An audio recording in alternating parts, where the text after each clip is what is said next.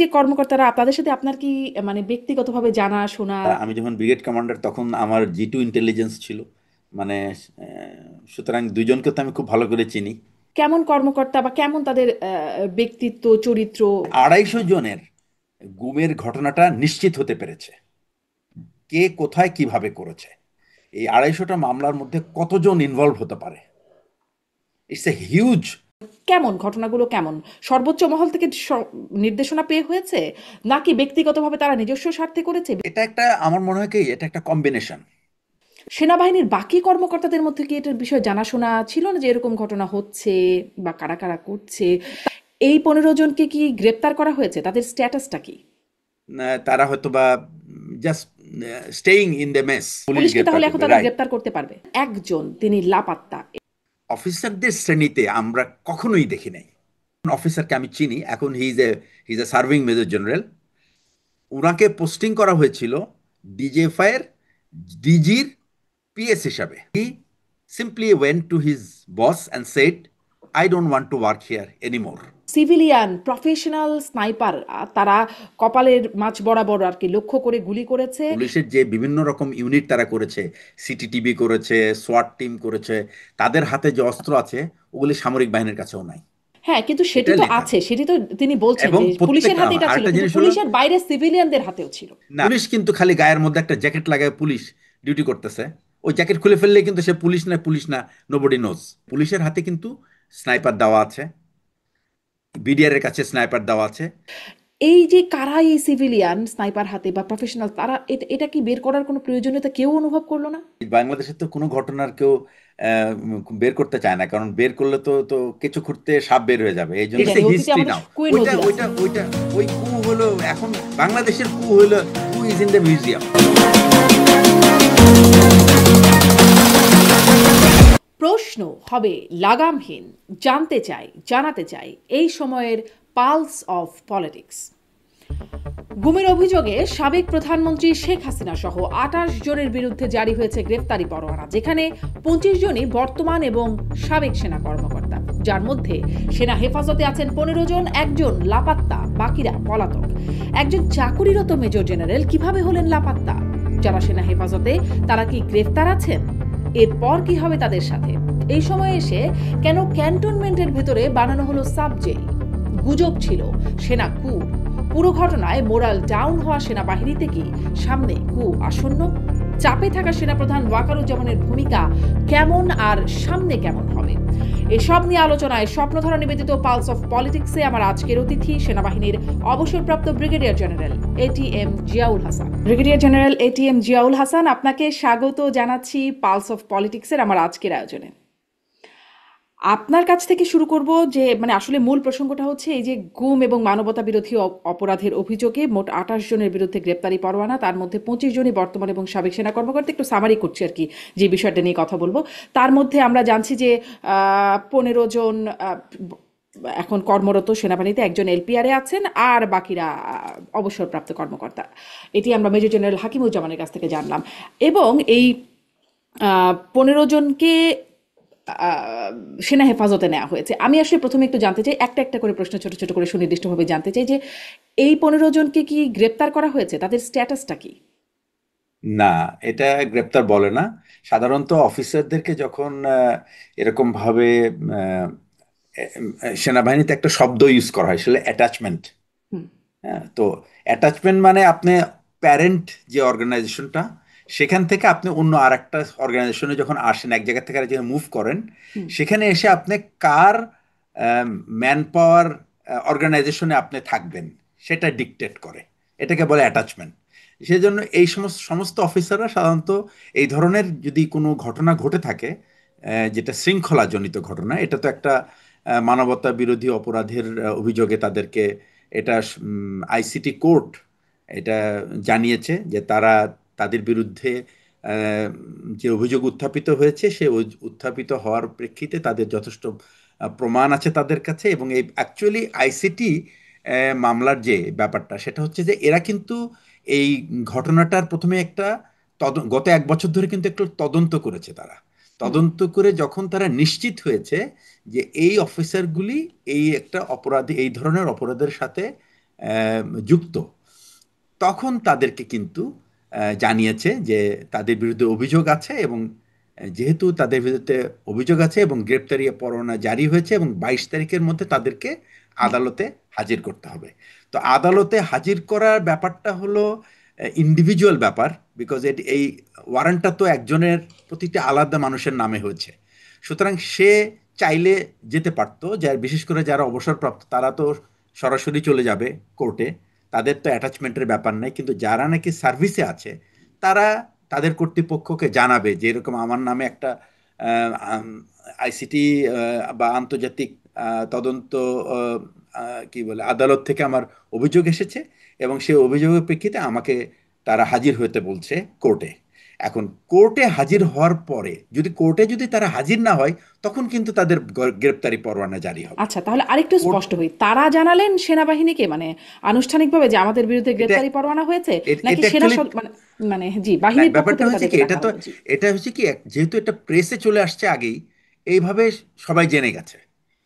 তো আহ, এই জন্য সে ইন্ডিভিজুয়ালি যে সামনের ব্যাপারটা কোর্ট থেকে যেটা যায় হাজির হওয়ার জন্য, সেই জিনিসটা হয়তো তাদের কাছে পৌঁছানোর আগেই সেনাবাহিনী তাদেরকে এক জায়গায় নিয়ে এসেছে, এবং এনে ওই যখন সে আসে এই ধরনের বাইরে থেকে, যদি কেউ যে ঢাকায় থাকে, তাহলে তারপরেও সে তার মাতৃ ইউনিট থেকে, এটাকে বলে যে ইউনিটে সে পোস্টিং, সেখান থেকে একটা নতুন ইউনিটে, যেটাকে আমরা বলি লজিস্টিক এরিয়া, হুম। এই লজিস্টিক এরিয়া কমান্ডারের আন্ডারে সে একটা, ওখানে একটা সে নতুন এসে জয়েন করলো, এবং সেইটা সে কোনো পদ ধরে থাকবে না, সে শুধুমাত্র ওখানে মানে ওই ম্যান পাওয়ারে থাকবে, এই কার্যক্রমটা চালানো যতক্ষণ পর্যন্ত তাকে কোর্টে না নেওয়া হয়।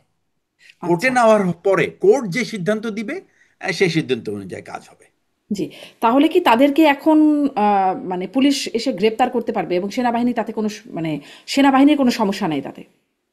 না, আমি এটা ঠিক, এটা বলা মুশকিল সেনাবাহিনীর সমস্যা আছে কিনা, কারণ তাদেরকে তো একটা ডেট দেওয়া হয়েছে, 22 তারিখে তাদেরকে হুম। কোর্টে হাজির হতে হবে। যদি কোর্টে তারা হাজির না হয়, তখন তো এই গ্রেপ্তারি পরোয়ানার ব্যাপারটা। মানে তারা তো এমনি এমনি হাজির হবে, তাদের তো গ্রেপ্তারি পরোয়ানা, তাদেরকে তো গ্রেপ্তার করতে হবে। গ্রেপ্তার না তো করবে যদি, পুলিশ। হ্যাঁ, না যদি, যদি ব্যাপারটা হলো যে তাদেরকে বলা হয়েছে 22 তারিখে হাজির হতে কোর্টে, যদি কোর্টে তারা হাজির না হয়, স্বাভাবিক যে মামলাগুলিতে যাওয়া হয় সেটা হচ্ছে কোর্টে হাজির না হলে তখন কিন্তু অ্যাকচুয়ালি গ্রেপ্তারি পরোয়ানাটা কার্যকরী করা হয়। সুতরাং এরা যখন, এনাদেরকে যখন জানিয়েছে যে তাদের বিরুদ্ধে অভিযোগ উঠেছে এবং তাদেরকে আইসিটি কোর্টে হাজির হতে হবে, এই আদেশের প্রেক্ষিতে তাদেরকে বিভিন্ন জায়গা থেকে একত্র করে আনা হয়েছে এবং সেনা সদরের মানে তত্ত্বাবধানে রাখা হয়েছে। সুতরাং তারা অ্যাকচুয়ালি সেনা সদরের যে যেখানে রাখা হয়েছে সেখানেই আছে তারা, এবং সাধারণত এই হতো নিয়মের মধ্যে তারা হয়তো বা just staying in the mess, অথবা যেখানে রাখা হয়েছে সেখানে। হুম। মানে ওয়ারেন্ট বা গ্রেপ্তারি পরোয়ানা হলে পুলিশ গ্রেপ্তার করতে পারে। আমি আসলে এটাই জানতে হ্যাঁ, চাচ্ছিলাম, পুলিশ পুলিশ কি গ্রেপ্তার তাহলে এখন করবে, তাদের রাইট। গ্রেপ্তার করতে পারবে? পুলিশ অ্যাকচুয়ালি তো সে ডেডলাইন ক্রস করে নাই, তার তো ডেডলাইন ক্রস হবে সে 22 তারিখে, কারণ 22 তারিখে যদি আদালতে হাজির না হয়, তাহলে স্যার তার এই গ্রেপ্তারি পরোয়ানাটা কার্যকরী হওয়ার কথা। আচ্ছা, মানে তারপরে কি তাদের পুলিশ গ্রেপ্তার করতে পারবে, আপনি তাই হ্যাঁ, বলছেন? জি, তারপরে, মানে হ্যাঁ, তারপরে যদি ওয়ারেন্ট তারা জারি হলে তো সাধারণভাবে মানে ওয়ারেন্ট জারি হওয়ার পরে পুলিশ গ্রেপ্তার করার সক্ষমতা বা পুলিশ গ্রেপ্তার করতে পারে। হ্যাঁ, বাট ওয়ারেন্ট, ওয়ারেন্ট আমার মনে হয় এখন পর্যন্ত জারি হয়নি। গ্রেপ্তারি কারণ পরোয়ানা, তাদেরকে গ্রেপ্তারি জানানো হয়েছে, পরোয়ানা, গ্রেপ্তারি পরোয়ানাই যেহেতু তো ওয়ারেন্ট। পরনে, যে যদি এটা আমি আই এম শিওর না এটা যে অ্যাকচুয়ালি কাগজে কলমে এটা বেরিয়েছে কিনা, কিন্তু হ্যাঁ। তাদেরকে বলা হয়েছে 22 তারিখের মধ্যে তাদের হুম। কোর্টে হাজির করতে হবে। সুনির্দিষ্টভাবে কাগজে কলমে গ্রেপ্তারি পরোয়ানা বা ওয়ারেন্টটা সেটা গিয়েছে। এজন্যই আমি আসলে জানতে চাইছিলাম যে এখন তাহলে কি পুলিশ চাইলেই তাদেরকে সেই সেনা হেফাজত থেকে গ্রেপ্তার করে নিয়ে যেতে পারবে? এটাই আসলে। যদি যদি চায় তা অবশ্যই করতে পারে, এটাই যদি আদালতের আদেশ হয়। কারণ আচ্ছা। আদালতের উপরে তো আর কোনো মানে আদালত যখন জিনিসটা আদালতে গড়ায়, তখন হুম। কিন্তু আদালতের উপরে আর কিছু নাই। হুম। হুম। তার উপরে যদি কিছু থেকে থাকে তাহলে আপিল কোর্ট, বা তারপরে হলো দেশের প্রেসিডেন্ট, এর বাইরে তো আর সেনাবাহিনী কিছু কি নেই। এখানে আপত্তি তুলতে পারে বা মানে তোলার মতো অবস্থানে আছে? আপনি সাবেক সেনা কর্মকর্তা হিসেবে কি মনে করেন? আমার মনে হয় না যে সেনাবাহিনীর কোনো আপত্তি তোলার সুযোগ আছে। হুম। তাহলে সেনাবাহিনীর ভেতর মানে ক্যান্টনমেন্টের ভেতরে একটা সাব জেল স্বরাষ্ট্র মন্ত্রণালয় থেকে প্রজ্ঞাপন জারি করে 12 তারিখে একটা প্রজ্ঞাপন জারি করা হলো, একটা সাব জেল ঘোষণা করা হলো। এটি কেন করা হলো এই ঘটনার পরে? এটা এটা সাবজেক্ট অ্যাকচুয়ালি যে কোনো কারণেই সরকার ঘোষণা করতে পারে, এটা স্বরাষ্ট্র মন্ত্রণালয়ের এখতিয়ার। হুম। এবং তারা সাবজেল করেছে, হয়তোবা with a kind of understanding যে যদি আদালত তাদেরকে এই সাবজেলে রাখার অনুমতি দেয় তাহলে তারা সেই সাবজেলে থাকতে পারবে। আর যদি আদালত বলে যে তাদেরকে গ্রেপ্তার করে, যে তাদেরকে সাবজেল না, তাদেরকে আহ, নির্ধারিত জেলে পাঠাতে বলা হয়, তাহলে তারা সেখানে রাখবে। কিন্তু এইটা পুরোপুরি আদালতের ব্যাপার আমি হুম। মনে করি। কিন্তু এই আন্ডারস্ট্যান্ডিংটা তাহলে স্বরাষ্ট্র মন্ত্রণালয়ের সাথে কেন হলো সেনাবাহিনীর? না, এটা করতে সেনাবাহিনী করেছে কিনা এটা তো আর আমার জানা নাই অ্যাকচুয়ালি। হ্যাঁ, বাট কিন্তু মানে স্বরাষ্ট্র যে কোনো মন্ত্রণালয় কারণেই যখন বলছেন করে, আপনি, হঠাৎ করে তো সাবজেল ঘোষণা করে ফেলবে না একটা, না তা মানে নিশ্চয়ই অবশ্য কোনো ঠিক, উদ্দেশ্য থাকবে, অবশ্যই পারপাস নিশ্চয়ই কোনো, থাকবে। নিশ্চয়ই কোনো আন্ডারস্ট্যান্ডিং আছে সেনাবাহিনীর সাথে। হয়তোবা সেনাবাহিনী রিকোয়েস্ট করে থাকতে পারে হুম। স্বরাষ্ট্র মন্ত্রণালয়, এবং স্বরাষ্ট্র মন্ত্রণালয় যদি সেটা অনুমোদন করে, স্বরাষ্ট্র মন্ত্রণালয় অনুমোদন করা মানে কিন্তু সরকারের অনুমোদন করা। হুম। তাহলে মানে এখানে সরকার কিন্তু অ্যাকচুয়ালি এই যে বিচারটা, এটার মধ্যে কিন্তু সরকার ইনভলভ না, এটার মধ্যে কিন্তু ইনভলভ হলো আদালত আর ইন্ডিভিজুয়াল। এখানে সেনাবাহিনীও ইনভলভ না, সরকারও ইনভলভ না। সেনাবাহিনী যা করছে এটা আহ, তার দায়িত্বে করছে, আর সরকার যা করছে সেটা তাদের দায়িত্ব করছে। অ্যাকচুয়ালি এইখানে ব্যাপারটা হলো বিচারক এবং বিচারাধীন ব্যক্তি, এর মধ্যে কিন্তু আর কিছু নাই। জি, এর মধ্যে তো আসলে আছে দেখছি, এবং সরকার, এটা যদি, স্বরাষ্ট্র হ্যাঁ মন্ত্রণালয় যদি, আসছে, হ্যাঁ সেনাবাহিনী এটা যদি আসছে। থেকে থাকে, এটা যদি থেকে থাকে, এটা একটা এক্সট্রা জুডিশিয়াল ব্যাপার। এটার জন্য ব্যাখ্যা যাদের দেবার তারা দেবেন। এটা এখন কি জনগণকে ব্যাখ্যা দিবেন না কাকে ব্যাখ্যা দিবেন, এটা তাদের ব্যাপার। জি, কিন্তু আমি আসলে এটা বুঝতে চাইছি যে এটা আসলে কিসের মধ্যে, একটা তো প্রক্রিয়ার মধ্যে হবে, কোনো আইনের মধ্যে থাকবে। মানে আপনি বলছেন একটা আন্ডারস্ট্যান্ডিং, যেখানে টিআইবি একটা উদ্বেগ প্রকাশ করেছে যে তাদের ক্ষেত্রে যে পৃথক ব্যবস্থাপনা, মানে সেনা কর্মকর্তাদের ক্ষেত্রে পৃথক ব্যবস্থাপনা, এটি একটা আইনের শাসনের লঙ্ঘন। কারণ হ্যাঁ, এটা আর্টিকেল এটা 27 ডেফিনেটলি একটা অনুযায়ী একটা সকলে আইনের এসে, দৃষ্টিতে সমান হবার কথা, আইনি প্রক্রিয়ায় সমানভাবে যাবার এক্স্যাক্টলি, কথা। এক্স্যাক্টলি, এক্স্যাক্টলি, কোনো সন্দেহ নাই, হুম। কোনো সন্দেহ নেই। এবং এটা ডেভিয়েশন, কোনো সন্দেহ, এটাও ডেভিয়েশন। এই ডেভিয়েশনটা করা ঠিক হয়েছে কিনা, এটা যারা যে অবস্থানে আছে তারাই এটা অ্যাকচুয়ালি ব্যাখ্যা দিতে পারবে এবং দেওয়া উচিত। তার কোন ক্যাপাসিটিতে এই এক্সট্রা জুডিশিয়াল অ্যারেঞ্জমেন্ট তাদের জন্য করা হলো, আচ্ছা, এই তার মানে ব্যাখ্যাটা তারাই দেবার কথা। আপনি মনে করেন যে তাদের আসলে মানে স্বাভাবিক নিয়মেই বাকি সবার মতোই আদালতে যাওয়া উচিত, বা তাদের বিরুদ্ধে যাওয়া গ্রেপ্তারি উচিত। পরোয়ানাটাও সেভাবেই জি, তামিল করা জি, উচিত। জি, সেটি জি। আপনি আপনি মনে করছেন। আম, একটু এটিও জানতে চাই যে যেটি বলছিলাম শুরুতেই, যে 25 জনের মধ্যে 15 জন সেনা হেফাজতে আছেন, একজন তিনি লাপাত্তা। এই লাপাত্তা হওয়া বিষয়টা আসলে কেমন হতে পারে বলে মনে করেন? আপনার ধারণা বা কোনো খোঁজ খবর আছে কিনা? কয়েকটা বিষয় আমি একটু সুনির্দিষ্টভাবেই জিজ্ঞাসা করি। যে লাপাত্তা মানে আচ্ছা। কি এরকম যে তিনি পালিয়ে গেছেন, নাকি এরকম তাকে পালিয়ে রাখা হয়েছে বা পালাতে সহায়তা করা হয়েছে, যেমন 626 জনকে সেনাবাহিনী রেখেছিল প্রথমে একরকম নিরাপদে, সেরকম করে রাখা হলো, নাকি একরকম নাটক করার পরিকল্পনা? যেমন ধরেন, আমি শুনেছিলাম সাবেক স্বরাষ্ট্র উপদেষ্টা ব্রিগেডিয়ার শাখাওয়াতের কাছ থেকে, আমারই এই অনুষ্ঠানেই বলেছিলেন যে আনিসুল হক সাবেক আইনমন্ত্রী এবং সালমান এফ রহমানকে কিভাবে একটা নাটক মতো সাজিয়ে তাদেরকে সেনাবাহিনী হস্তান্তর করেছে, কিন্তু দেখানো হচ্ছে যে তারা পালিয়ে যাচ্ছেন একদম স্পিড বোটে করে, সেখান থেকে ধরা হলো। এরকম কোনো নাটক করার পরিকল্পনা, নাকি তাকেই গুম করা হলো? আসলে কি রকম ঘটনা ঘটলো? এখানে এখানে আমার একটা ব্যক্তিগত মতামত আছে। প্রথমত আমি আপনাকে ওই লাপাত্তার ব্যাপারটা বলি। লাপাত্তাটা হলো আমাদের টার্মে, মিলিটারি টার্মে এটাকে বলা হয় AWL, অ্যাবসেন্ট উইদাউট লিভ। যে কোনো অফিসার তার যদি স্টেশন থেকে বা তার অর্গানাইজেশন থেকে মানে অনুপস্থিত থাকে, এটার জন্য তার একটা অফিসিয়াল অ্যাপ্রুভাল প্রয়োজন তার ইমিডিয়েট সুপিরিয়র অথরিটির কাছ থেকে। এবং এটা অনেক সময় আমরা সিগন্যাল বার্তায় পেয়ে যাই, সিগন্যালের মাধ্যমে পেয়ে যাই।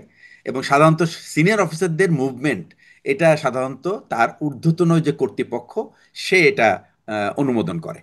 এখন সে যদি তার অনুমতি ব্যতিরেকে যদি সে তার কর্মস্থল থেকে নিখোঁজ থাকে, এটা তো, এটার নাম হলো পালিয়ে যাওয়া, যেটাকে বাংলায় পালিয়ে যাওয়া বলা হয়। আমাদের ভাষায় বলি আমরা AWL, অ্যাবসেন্ট উইদাউট লিভ। এবং এই এই যে এই যে একটা আহ, এই এই যে একটা ঘটনা, এই যে এটা কিন্তু অফিসারদের শ্রেণীতে আমরা কখনোই দেখি নাই। খুবই রেয়ার একটা দুইটা কেস যেগুলি আমরা বলবো যে তারা মানে এই পালিয়ে যায় নাই, বা পালিয়ে গেলেও হয়তো কোনো কাজে গেছে ফেরত আসছে, অথবা ছুটি পায় নাই বা এই ধরনের। বাট এটা খুবই রেয়ার। এটা আমি আমার চাকরি জীবনে আমি কোনো অফিসারকে পালিয়ে যেতে দেখি নাই।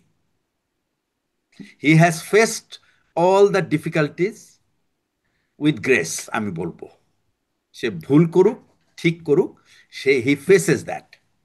এই কিন্তু পালিয়ে এরকম যাওয়াটা একজন একেবারে মেজর জেনারেল এরকম আসলে পালিয়ে যেতে পারেন, বা এটা মানে খুবই তাকে কি শনাক্ত করা খুব অপমানজনক। কঠিন কিছু?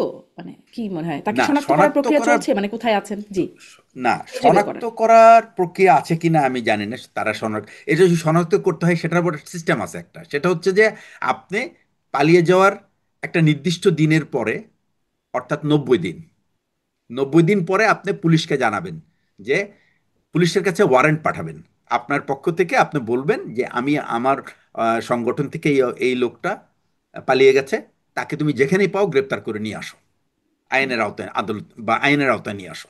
এটাই হলো তার কাজ।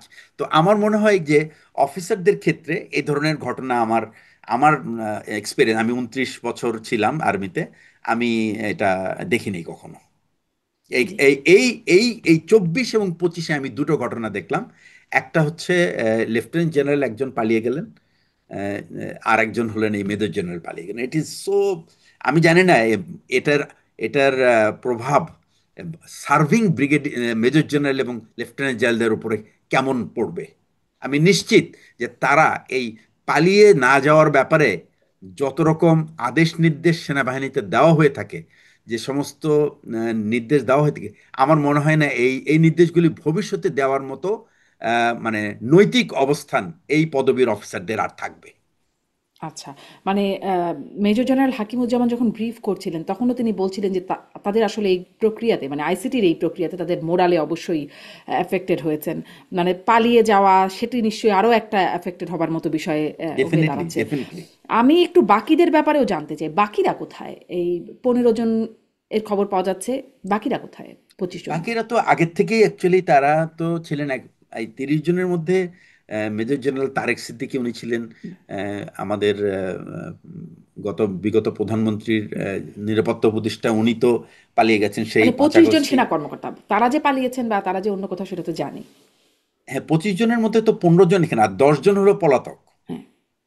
তারা নাই, তারা তো অ্যাকচুয়ালি দেশেই নাই, বাকি 10 জন। আচ্ছা, তাহলে বাকিরা সবাই পলাতক। আর এই যে কর্মকর্তারা, তাদের সাথে আপনার কি মানে ব্যক্তিগতভাবে জানা শোনা, মানে চেনা জানা চাকরি হ্যাঁ, জীবন? আমার তো একজন, এদের মধ্যে একজন তো আমার স্টাফ অফিসার ছিল, খুবই জুনিয়র অবস্থায়। আর একজন আমার, আমি যখন ব্রিগেড কমান্ডার তখন আমার G2 ইন্টেলিজেন্স ছিল। মানে সুতরাং দুইজনকে তো আমি খুব ভালো করে চিনি। তাঁরা আর আসলে বাকি কেমন, সবাই কি, কেমন কর্মকর্তা বা কেমন তাদের ব্যক্তিত্ব, চরিত্র, তাদের সম্পর্কে আপনি কিভাবে মূল্যায়ন করেছেন যখন আপনার চাকরি জীবন ছিল? আমার সাথে যখন চাকরি করেছে তখন তো তারা অনেক জুনিয়র ছিল। আহ, এবং আমি ওই সময় তো তাদের এই এই দিকটা আমার এক্সপোজড হয় নাই, যে তারা এই সমস্ত কর্মকাণ্ডে ইনভলভ হতে পারে বা আহ, এ ধরনের কর্মকাণ্ডে তারা জড়িত থাকতে পারে। এই বিষয়টা আসলে মানে অ্যাকচুয়ালি যখন মানুষ তার পেশাগত ধাপ অতিক্রম করে, তখন সে অ্যাকচুয়ালি আস্তে আস্তে নিজেকে চিনতে শুরু করে যে তার কি করা উচিত বা কি করা উচিত নয়। এই দায়িত্ববোধটা সেই ইন্ডিভিজুয়ালের। আমি মনে করি যে এই ইন্ডিভিজুয়ালের দায়িত্ববোধ থেকে হয়তোবা কোথাও তারা কোনো কম্প্রোমাইজ করেছে। হয়তোবা তারা তাদের ব্যক্তিগত বেনিফিট ব্যাপারটা তাদের কাছে প্রাধিকার পেয়েছে সংগঠন এবং দেশ এবং বিবেকের থেকে। এটা হতে পারে। এগুলি তো সবই একটা খুবই খুবই তো একটা মানে ইনট্যাঞ্জিবল রাদার কোয়ালিটি ইন্ডিভিজুয়ালের। এটা দেখা যায় না। এটা ইন্ডিভিজুয়ালি সে যেটাকে তার দৃষ্টিভঙ্গি থেকে সেই আচরণটা করেছে, জি, কিন্তু ওই যেই যে করে আপনি থাকুক। বলছিলেন যে যখন জুনিয়র ছিলেন তখন আসলে বিষয়টি এক্সপোজড হয় না, কিন্তু কর্ম তখন না, জীবনের না, ধাপে ধাপে আস্তে এইরকম আস্তে হয়তো এক্সপোজ অ্যাকচুয়ালি হয়েছে। এই ধরনের কোনো সুযোগ তখন ছিলও না, হুম। যে আচ্ছা, তাদের তখন ছিল না। কিন্তু এই যে পরবর্তীতে এক্সপোজ হলো, এক্সপোজড মানে হতে থাকলো তার সিনিয়র হতে হতে, সেনাবাহিনীর বাকি কর্মকর্তাদের মধ্যে কি এটার বিষয়ে জানাশোনা ছিল না যে এরকম ঘটনা হচ্ছে বা কারা কারা করছে? তারাই তো শুধু না, তাদের আদেশ তামিল করেছেন এরকম আরো অনেকে নিশ্চয়ই আছেন। আহ, যেহেতু আয়না ঘর বিষয়গুলোই ছিল, জানাশোনা কি হুম, ছিল না সেনাবাহিনীর মধ্যে? অবশ্যই, অবশ্যই আছে। এই চেইনে তো অনেকেই ইনভলভ, অনেকেই ইনভলভ থাকবে। মাত্র তো দুটো ঘটনাকে সামনে এনে এই মামলা হয়েছে এবং সেই মামলার প্রেক্ষিতে ইনাদেরকে প্রাথমিকভাবে তারা চিহ্নিত করতে পেরেছে যে এই এই সমস্ত মানুষ ইনভলভ ছিল। এরপরে যখন কোর্টে যখন জিজ্ঞাসাবাদ শুরু হবে, তারপরে আরও এগুলিতে হয়তো আরও অনেকেই নাম চলে আসবে, আরও অনেক মামলা। আহ, গুম তো এই দুইজন না, শুধু দুইজন তো সামরিক অফিসার এবং সেই সাথে আরও কয়েকজন বিশিষ্ট ব্যক্তি ছিল। তারা আহ, আহ, ও আদালতে মামলা, আইসিটি আদালতে মামলা করার পরে তো এই বিষয়টা উত্থাপিত হলো। এছাড়াও তো দেশে তো প্রায় 1500 থেকে 1600 গুম হয়েছে। এর মধ্যে আইসিটির যে রিপোর্ট, সেটা অনুযায়ী 250 জনের গুমের ঘটনাটা নিশ্চিত হতে পেরেছে, কে কোথায় কিভাবে করেছে। 250 জনে, তার মানে আপনি চিন্তা করতে পারেন যে 250টা মামলা হবে, এই 250টা মামলার মধ্যে কতজন ইনভলভ হতে পারে। It's a huge. কিন্তু আরও তার মানে ইনভলভ হতে পারে, এটি বোঝাই যাচ্ছে। কিন্তু প্রধান উপদেষ্টা প্রেস সচিব যেটি বললেন যে আর কারো বিরুদ্ধে, সেনা কর্মকর্তাদের আর কারো বিরুদ্ধে গ্রেপ্তারি পরোয়ানা জারির পরিকল্পনা আমি তো নাই বলে আগেই তিনি বলেছি বলেছেন। আপনাকে, এটা কিন্তু অ্যাকচুয়ালি সরকারের বিষয় না, এটা স্বরাষ্ট্র মন্ত্রণালয়ের বিষয় না, এটা ওই সেনাপ্রধানেরও বিষয় না। এটা কিন্তু আদালত এবং প্রসিকিউটর। তাহলে তারই প্রসিকিউটর যদি বক্তব্যটা কেস, সম্পর্কে আপনি কি মন্তব্য করবেন? এইটা আমি মনে করি একটা খুবই মানে প্রিম্যাচিউর এবং আমি বলবো যে অপরিপক্ক বক্তব্য। অপরিপক্ক মন্তব্য এটা বলবেন। ওই আমার আমার ধারণা হচ্ছে ওই ওই অবস্থান থেকে এ ধরনের একটা কথা বলার আগে তার চিন্তা করা উচিত ছিল যে এই গ্রেপ্তারটা করার আদেশ কে দিয়েছে। এটা তো সরকার দেয় নাই, এই আদেশ তো দিয়েছে আইসিটি কোর্ট। তো কোর্ট যদি আদেশ দিয়ে থাকে, কোর্ট ডিসলভ হবে যখন প্রেসিডেন্টের আদেশ করবে যে এই কোর্টের আর দরকার নাই।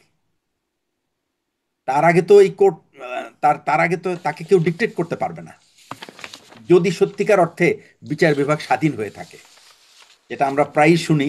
কিন্তু আসলে তো স্বাধীন কি সেটা তো আমরা আগেও দেখেছি। জি। এখনো কি স্বাধীন হতে পারছে, সেই প্রশ্নটি আমি বারবার আমি এই আসছে। ব্যাপারে আপনাকে একটা কথা বলি। আমি আমার ব্যক্তিগত কিছু পরিচিতি, আমার বন্ধু বান্ধব আছেন যারা জাজেস হাইকোর্ট সুপ্রিম কোর্টে আছে, তাদেরকে আমি বলেছি যতক্ষণ পর্যন্ত হাইকোর্টের নিজস্ব দুইটা জিনিস দরকার এখানে। একটা হলো হাইকোর্ট, মানে সুপ্রিম কোর্টের একটা নিজস্ব সচিবালয় প্রয়োজন, যারা সরকারের কোনো মন্ত্রণালয়ের অধীনে থাকবে না, তারা থাকবে ডাইরেক্টলি আন্ডার চিফ জাস্টিস। আর সেকেন্ড হচ্ছে তাদের নিজস্ব তদন্ত বিভাগ। It is a must. আপনি খেয়াল করে দেখেন, সমস্ত সভ্য দেশে এই তদন্তের, এই যে মামলার তদন্ত যারা করে, তারা কিন্তু সরাসরি কোর্টের তত্ত্বাবধানে। They are not part of the government, they are part of the entire judiciary system. তো এইটা ছাড়া আপনি এই দেশে কখনোই সত্যিকারের ন্যায় আপনি কাউকে দিতে পারবেন না। বাংলাদেশে এমন একটা দেশ যেখানে বিচার কিন্তু কেনা যায় পয়সা দিয়ে। কিন্তু আপনি আপনি যে দেশে আছেন, ইউ ক্যান সি দ্যাট বিচার কেনা খুব ডিফিকাল্ট। হ্যাঁ, আপনি বিচারের জি, এটাই আপনি তো আমাদের নামে দুঃখের বিভিন্ন একটা রকম ব্যাপার যে ঘোরাফেরা করতে সেপারেশন অফ পারবেন। জুডিশিয়ারি আমরা খালি তত্ত্বটাই জানি, কিন্তু এটির বাস্তবায়ন আসলে কোনো কেউ সরকারই চায় না, কখনো করলো না। আসলে কেউ চায় না, সরকার চায় না, বিচার বিভাগ তারা চাইলেও তাদেরকে একেবারে এমনভাবে কি বলবে, অটিস্টিক বানিয়ে রাখবে যে তারা আর কোনো কাজই করতে পারবে না। সবচেয়ে বড় জিনিস যেটা হলো যে নিয়োগ, বিচারক নিয়োগ যেটা, এই নিয়োগ প্রক্রিয়াটাই তো আমাদের খুব ফল্টি, অ্যাবসলুটলি ফল্টি। আপনি দেখেন লোয়ার কোর্টের যত বাংলাদেশের মানুষের বেশিরভাগ বিচার কিন্তু লোয়ার কোর্টে হচ্ছে। সেই লোয়ার কোর্টের বিচারক কে সিলেক্ট করছে? সরকার। তো সরকার যখন বিচারক সিলেক্ট করবে, তখন তো আপনি দেখবেন যে এই সরকার তার সেই মতবাদের রাজনৈতিক মতাদর্শের বিচারক পাবেন, ওই সরকার চলে গেলে আর এক রাজনৈতিক মতাদর্শের বিচারক পাবেন। এইরকমই। আর সেই বিচারক কি আসলে সত্যিকারের বিচার করার ক্ষমতা রাখে কিনা, সেটাও একটা ব্যাপার। জি, যদি এটা বিচারক আবার একটা যদি দীর্ঘ সত্যিকার আলোচনা। অর্থে, এটা একটা হ্যাঁ, দীর্ঘ এটা অনেক আলোচনা, বড় সেপারেশন অফ আলোচনা। হ্যাঁ, জুডিশিয়ারি এই রাইট, হ্যাঁ। বিষয়ে মানে কার্যকর হয় না। থিওরিতে আছে, খুব সুন্দর থিওরি আছে, কিন্তু সেটি আসলে আসলে আমি কার্যকর না। আপনাকে ম্যাডাম একটা কথা বলতে চাই, সেটা হচ্ছে যে আমাদের যে কোনো ক্যাডার সার্ভিস নির্বাচনের জন্য কিন্তু কোনো আমি বলবো ইম্পার্শিয়াল সিলেকশন প্রসিডিওর নাই, একটা সিলেকশন প্রসেস নাই, বা তার ব্যাকগ্রাউন্ড চেক করা হয় না যে সে actually where from is coming, তার ব্যাকগ্রাউন্ডটা কি, সে কোথা থেকে আসতেছে, কি লেখাপড়া করে আসতেছে এই বিচার করার জন্য। That's very important. না, লেখাপড়া তো সার্টিফিকেট জমা দেয়াই হয়। না, এ, ল্যাটিভ হয়। That certificate is does not will না, এই জন্যই তো তাদের ফেস টু ফেস ইন্টারভিউ দরকার বিফোর সিলেকশন অ্যাজ এ জাজ। হুম। ভাইবাও হয়। না, আমার মনে হয় না যে কোনো সিলেকশন। জি, মানে আপনার কাছে ইট হ্যাজ, প্রক্রিয়াটাতে ফল্টি মনে হয়, এটা এটা আপনি বলতেই পারেন। আমার আমি কাছে একটু পরীক্ষা, এবং আমি মনে করি যতক্ষণ পর্যন্ত একটা প্যানেল দ্বারা এই হুম, কোশ্চেনিং না হবে, and it has to be public. জি, প্রথম কথা হলো it has to be questioning, it's to be done and it's to be public, so that people see how it is they are selected. জি। মানে fair প্রক্রিয়ার মধ্য দিয়ে আসতে হবে বলছেন। আপনি বলছেন যে ওই যে গুম কমিশনের ঘটনা 250 জনের ব্যাপারে নিশ্চিত হওয়া গেছে। আ আসলে পুরোপুরি তো আর মানে বলা সম্ভব না। তারপরেও আপনার ধারণা, আপনার জানাশোনা থেকে জানতে চাই। এখানে আ সর্বোচ্চ পর্যায়ের সম্পৃক্ততা, কারণ এই মামলার আসামি হচ্ছে, প্রধান আসামি হচ্ছে সাবেক প্রধানমন্ত্রী শেখ হাসিনা। কতগুলো ঘটনায় আসলে মানে সম্পৃক্ততা থাকা সম্ভব, আর কতগুলো মানে কেমন ঘটনাগুলো কেমন সর্বোচ্চ মহল থেকে নির্দেশনা পেয়ে হয়েছে, নাকি ব্যক্তিগতভাবে তারা নিজস্ব স্বার্থে করেছে, বিষয়গুলো আসলে কেমন হয়েছে বলে আপনার ধারণা বা জানতে পারেন যা? এটা একটা, আমার মনে হয় কি, এটা একটা combination, it's a combination of many thing. কারণ যখন রাষ্ট্রের এই ধরনের সংগঠনগুলি, এই যে র্যাব বা ডিজিএফআই এর বিশেষ করে গোয়েন্দা পরিদপ্তররা, তারা যখন আহ, বাংলাদেশের মানুষের কিন্তু গোয়েন্দার উপরে এক ধরনের ঘৃণা জন্মে গেছে। মানে এটা শুধু ভয় না, এই ঘৃণাটা জন্মেছে ভয় থেকে, আমি মনে করি। কারণ এই এই মানে সংগঠনগুলি, আমি বলবো এত অপব্যবহার হয়েছে, এবং তারা তাদের মূল যে উদ্দেশ্যে তাদেরকে গঠন করা হয়, সেই যে রাষ্ট্রের স্বার্থ দেখার জন্য, সেটার থেকে অনেক অনেক দূরে সরে গেছে এরা, অনেক দূরে সরে গেছে। এবং এরা এই সমস্ত গোয়েন্দায় যারা যায়, তাদেরকে আসলে নির্বাচন করা হয় সেই সমস্ত অফিসারদেরকে যারা আপনাকে পার্সোনাল সার্ভিস দিবে, যারা ইনস্টিটিউশন, এটাকে ইনস্টিটিউশন হিসেবে ধরে নেবে যে he is part of N institution and he has to serve the institution, তারা কিন্তু এই সমস্ত কাজে ইনভলভ হবে না। আমার কাছে এরকম উদাহরণ আছে যে একজন অফিসারকে আমি চিনি, এখন he is a serving major general. ওনাকে পোস্টিং করা হয়েছিল ডিজিএফআই এর ডিজির পিএস হিসাবে, পার্সোনাল সেক্রেটারি। অর্থাৎ সে তো অনেক কিছুই জানবে এবং দেখবে সে অনেক কিছু হচ্ছে। He only serve for few months and then he simply went to his boss and said, I don't want to work here anymore. Just leave me. Send me wherever you like, but not in DJFI. এবং এটার জন্য কিন্তু তাকে কিছুটা কাফফারা দিতে হয়েছে। অর্থাৎ সে যখন is a highly professional officer, একেবারে টপ র্যাঙ্কিং অফিসার, আমার দেখা, এখন আমার ডাইরেক্ট স্টুডেন্ট ছিল, আমি দেখেছি কত মেধাবী হতে পারে সে। এবং সে তার মেধার কিন্তু পুরস্কারটা যথাসময়ে পায়নি।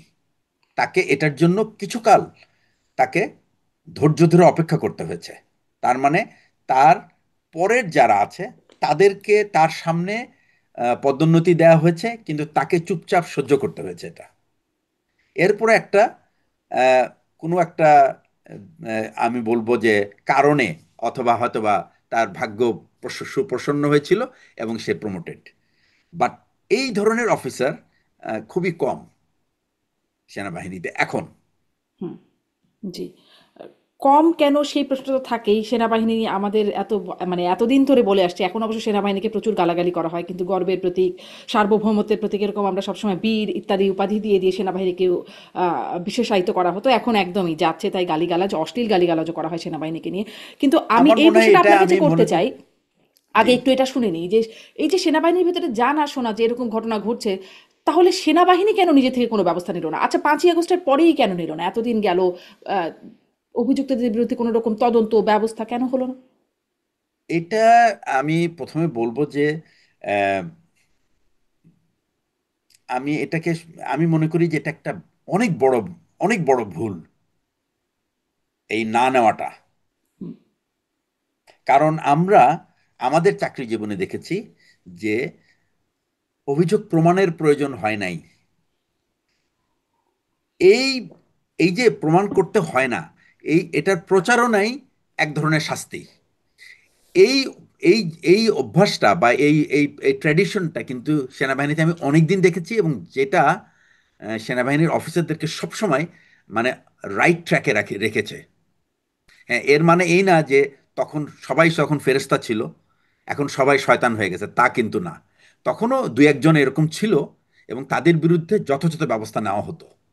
কিন্তু এই যে গত 15 বছরে যে পচনটা ধরেছে এই এই এই এই এই বাহিনীর ভিতরে, যে বিভিন্ন বিভিন্ন জায়গায়, এইটা মানে আমি মনে করি যে যারা সহ্য করেছে তারা অনেক দায়ী, অনেক বড় দায়ী।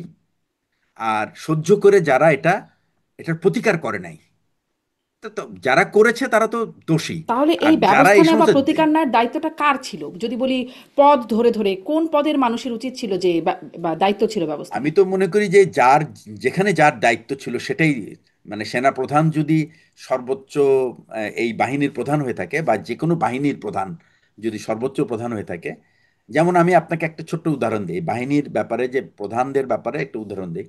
বিমান বাহিনী প্রধান 5ই আগস্টের পরেই বিমান বাহিনীর একটা অফিসারকে ডাইরেক্টলি দেশের, রাষ্ট্রের স্বার্থের বিরুদ্ধে অন্য একটা গোয়েন্দা সংস্থার পক্ষ হয়ে কাজ করার জন্য সে ধরা পড়ে যায়। তাকে সম্ভবত 14 বছর জেল জেল দেওয়া হয়েছে।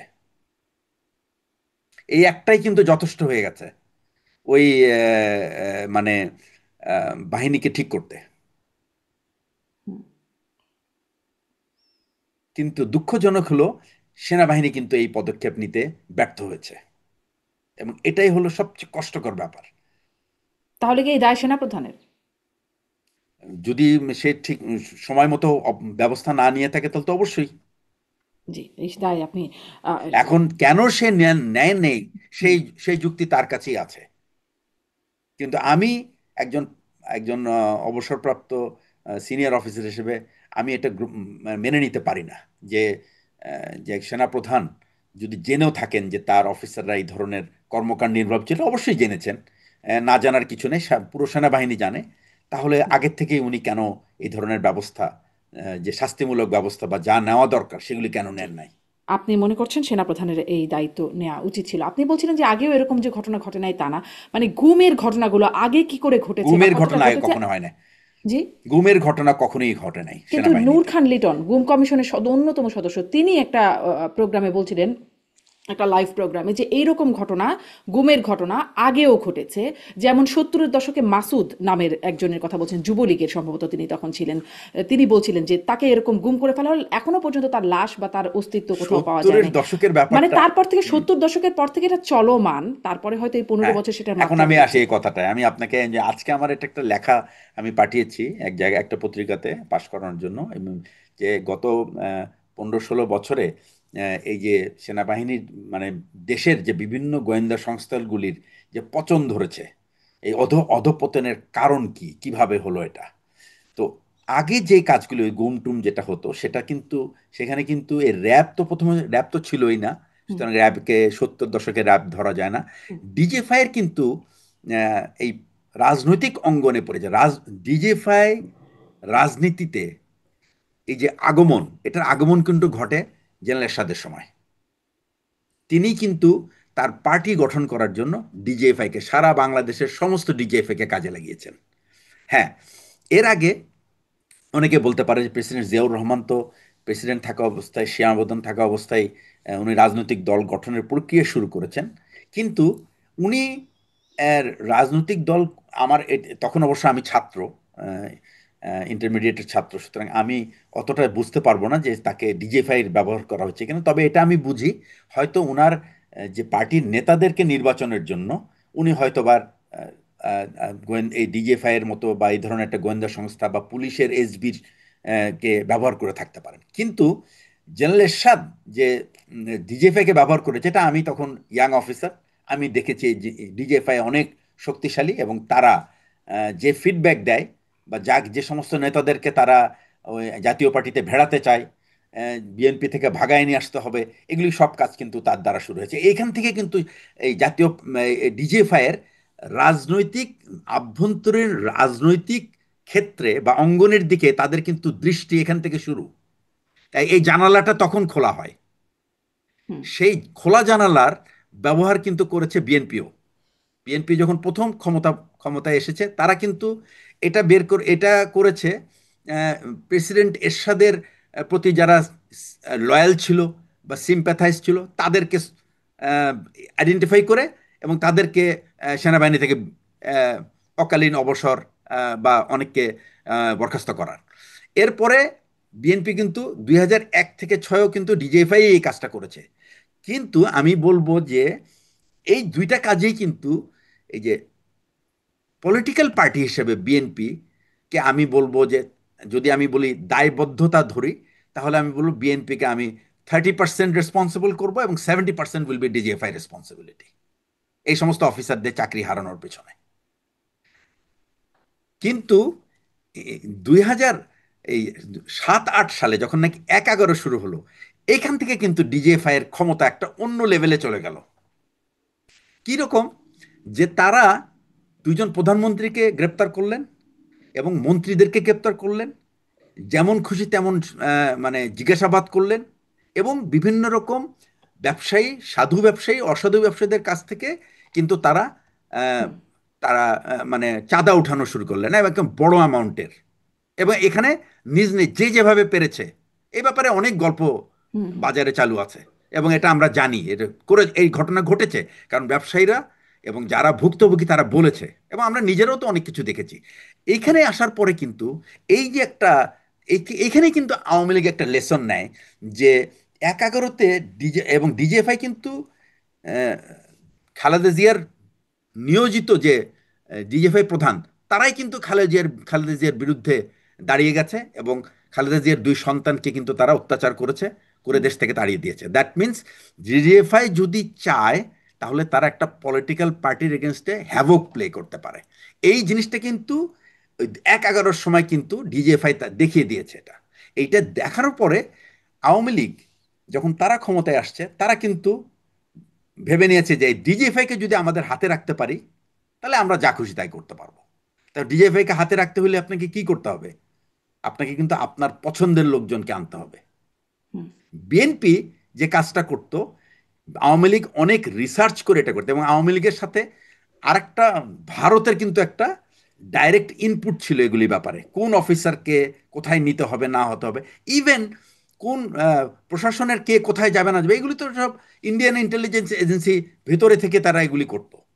এবং এই এই এই এই অপারেটিভরা এ তো এতে খুব মানে নোন হুম অ্যাকশনস আমরা দেখেছি এই অনেকগুলো 15 প্রশ্ন বছরে আপনার কথা কিন্তু। থেকে আমার আসলে চলে আসছে, একটা একটা করে যদি না করি পরে হারাই ফেলবো। যে যে বলছিলেন আপনি যে সাবেক প্রধানমন্ত্রী বেগম খালেদা জিয়ার দুই পুত্রকে তারা নির্যাতন করেছেন বা ব্যবসায়ীদের কাছ থেকে চাঁদাও তুলেছেন, তুলে নিয়ে গিয়ে, হ্যাঁ সেই ঘটনাগুলো আমরা সেই সময় থেকে কিছু কিছু শুনে এসেছি। তারপরে সেই কর্মকর্তারা তারা কোথায় গেলেন? তাদের সবাই বিচারের আওতায় এসছেন না কোথায় তারা? না, তাদের তো বিচার, তারা তো আওয়ামী লীগ এসেই তাদেরকে সরিয়ে দিয়েছে এবং ওগুলি তো আর তারা, কারণ ওই যে গুম সংক্রান্ত লেভেলের অপরাধ না এটা। হুম এই অপরাধগুলি ছিল এবং যারা এই এই ঘটনার পরে যারা আওয়ামী লীগের সাথে আবার মিলে গেছে, এর মধ্যে কিন্তু অনেকেই ছিল যারা ওই আপনার আমি জানি না তখন আপনি দেশে ছিলেন কিনা। ছিলাম। আওয়ামী লীগ ওই সময় একটা সিডি বের হয়েছিল রাজনীতিবিদদের, হুম হুম মানে তারা তাদের দেখেছি। কর্মকাণ্ডকে ঘিরে। তো একটা সিডি ছিল সব বিএনপি রিলেটেড রাজনীতিবিদদের, আর একটা ছিল আওয়ামী লীগ রিলেটেড রাজনীতিবিদদের। আপনি আওয়ামী লীগ ক্ষমতায় আসার পরপরই বিএনপির সিডিটা শুধু থেকে গেল আর আওয়ামী লীগের সিডিটা ডিস্ট্রয় করা হয়ে গেল। তাহলে তার আপনি কিছুই পাবেন না, কে করেছিল কোথায় করেছিল। এবং আমি জানি যারা করেছিল তারা কিন্তু ঠিক আওয়ামী লীগের সাথে হাত মিলিয়ে একেবারে পুরা তাদের যা যা পাবার সব পেয়েছে। হুম, হ্যাঁ, ডিস্ট্রয় করলেও পুরোপুরি ডিস্ট্রয় হয় নাই। সেগুলো অনেক কিছু আসলে পরবর্তীতে পাওয়া যায় এরকম ঘটনা। না, কিন্তু ওগুলো তার হয়তো মানে যাবে।